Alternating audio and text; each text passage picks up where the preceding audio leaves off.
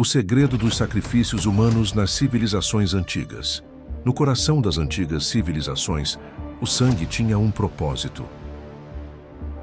Não era apenas morte, era oferenda, uma ponte entre o humano e o divino. Mas por que tantas culturas acreditavam que o sangue agradava os deuses? E o que realmente acontecia por trás das muralhas dos templos? Nas sombras do passado, ecoam gritos que o tempo tentou apagar.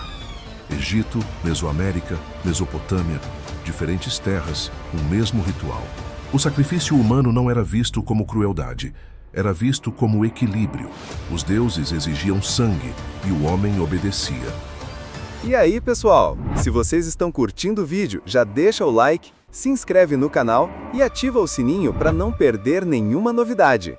Os arqueólogos ainda encontram ossos queimados e altares manchados, mas as histórias por trás desses ossos são ainda mais assustadoras.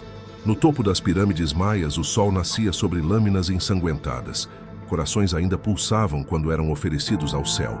Os sacerdotes acreditavam que o mundo só continuaria girando com sangue fresco, e cada batida de coração arrancado mantinha o cosmos em equilíbrio. Mas alguns dizem que esses rituais escondiam algo mais. Um código, um pacto antigo, uma forma de controlar forças que a ciência não compreende. Os astecas chamavam seus sacrifícios de Tlaocolia, a dívida paga ao divino. Milhares de prisioneiros escolhidos com precisão ritualística. Suas mortes eram celebradas e suas almas, acreditava-se, tornavam-se parte do sol. Mas as escavações revelaram algo perturbador. Nem todos os corpos sacrificados eram prisioneiros. Alguns eram voluntários. Homens e mulheres que acreditavam ser escolhidos pelos deuses. Eles caminhavam até o altar, sorrindo. Para eles, morrer era ascender. Mas em outras partes do mundo, o sacrifício tomava formas diferentes. No Egito, o faraó era o mediador entre a vida e a eternidade. Quando ele morria, seus servos o seguiam. Literalmente, eles eram enterrados vivos ao lado do corpo real. Acreditava-se que o faraó precisaria deles na outra vida. Arqueólogos encontraram ossos de dezenas de jovens em tumbas reais, todos dispostos em fileiras perfeitas, como se ainda servissem ao seu rei. Alguns corpos mostravam sinais de sono profundo, não de luta. Foram eles drogados antes do sacrifício ou aceitaram seu destino com devoção cega? Ninguém sabe, mas a ideia de morrer por um deus nunca desapareceu. Ela se transformou, se escondeu sob novos nomes, novas crenças. Em templos gregos, sacrifícios de animais substituíram os humanos, mas há registros secretos de exceções, cerimônias noturnas, sem testemunhas, onde o sangue humano ainda fluía. Era dito que certos cultos veneravam entidades antigas, não deuses do Olimpo, forças esquecidas que exigiam um preço mais alto. Os romanos chamaram esses rituais de sanguinária e proibiram-nos, ou assim afirmaram, porque o sangue continuou correndo, em segredo. O sacrifício humano nunca acabou, apenas mudou de forma. Hoje ele vive nas ruínas, nas lendas, nas sombras dos museus. Cada máscara, cada lâmina, cada altar silencioso ainda carrega ecos antigos.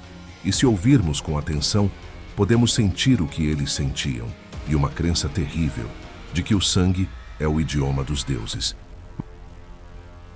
Mas o que levou o ser humano a acreditar nisso? Por que a morte voluntária virou símbolo de fé? Alguns estudiosos dizem que tudo começou com o medo do invisível. Relâmpagos, secas, doenças, forças que ninguém compreendia.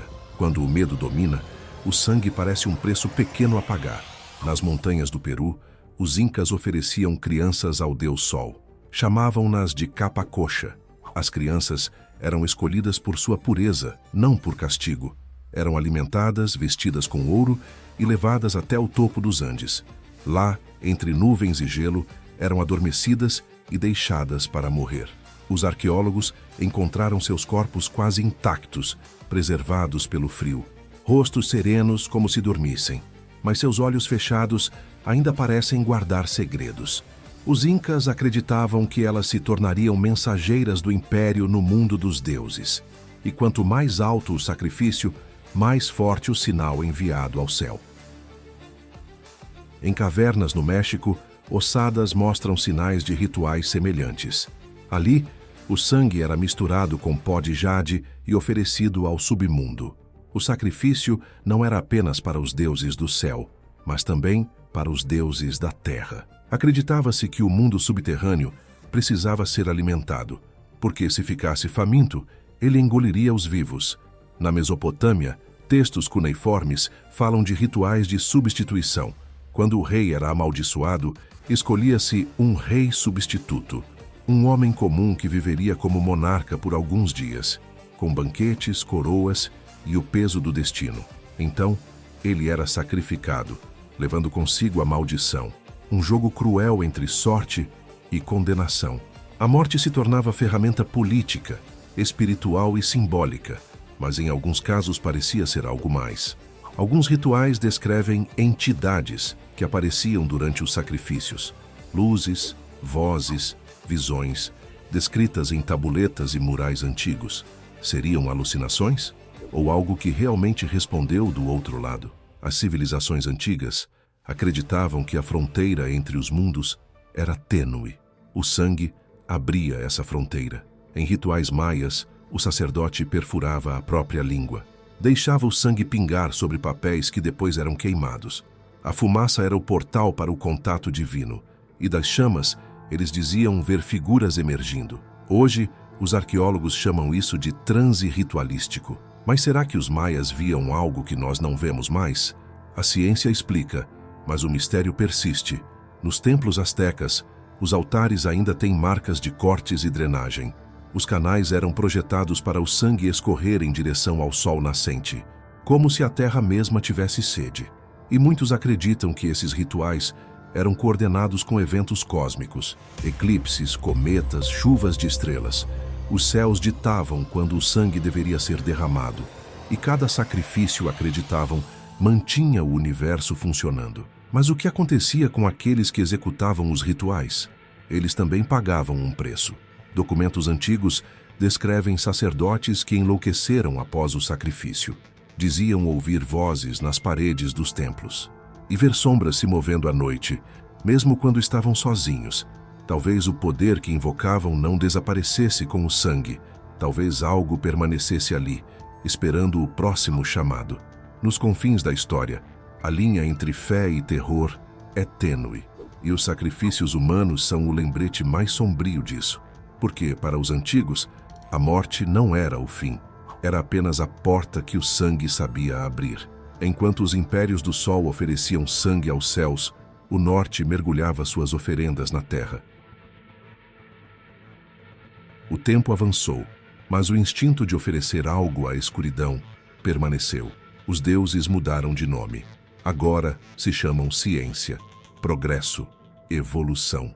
Mas a essência é a mesma: o sacrifício pelo poder. Nos séculos 17 e 18, os experimentos com o corpo humano começaram a substituir os rituais. Médicos e anatomistas desafiavam a moral, dissecando cadáveres à luz de velas. Os corpos vinham de cemitérios, de forcas, de prisioneiros. O conhecimento crescia, mas à custa de silêncio e sombras. A ciência moderna nascia sobre o altar do corpo humano, e cada descoberta tinha seu preço. No século XIX, o homem acreditava ter se libertado da superstição, mas criou novos rituais, mais frios, mais precisos, mais impiedosos. O bisturi substituiu o punhal cerimonial, e as cobaias substituíram os prisioneiros de guerra. Nasce o sacrifício científico.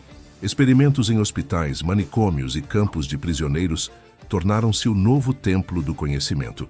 O homem deixou de oferecer corpos aos deuses e passou a oferecê-los à própria humanidade. Mas o eco dos antigos rituais ainda ressoava. Cada bisturi cortando carne era uma repetição disfarçada de um sacrifício ancestral. O sangue ainda escorria, apenas com outro propósito. Século XX. O sacrifício tornou-se industrial. Guerras, genocídios e experimentos médicos realizados em nome da ciência. A antiga crença no poder do sangue voltou, agora sob forma de dados e estatísticas. Nos campos de concentração, o altar era um laboratório, e as orações eram relatórios científicos. A lógica substituiu a fé. Mas o horror continuou o mesmo. Os deuses antigos haviam apenas mudado de rosto. O homem sacrificava o próprio homem em nome do futuro. O sangue se tornara um meio, não mais um fim, mas todo meio traz um preço. Hoje, o sacrifício não acontece em templos nem campos de guerra. Ele ocorre dentro de tubos de ensaio e chips de silício. Cientistas editam genes, misturam DNA e criam vida artificial. Mas ainda há uma pergunta que ninguém responde. O que acontece quando o homem se torna o próprio Deus?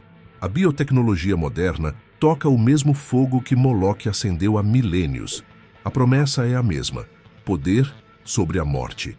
E o risco também: perder a própria alma nesse processo. Cada avanço genético carrega o eco de um cântico antigo: dai-nos vida eterna, e nós daremos tudo em troca.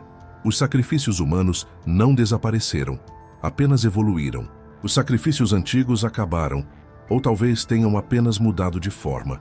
Se quiser descobrir o que mais a história tentou enterrar, inscreva-se, porque a próxima verdade pode ser ainda mais sombria.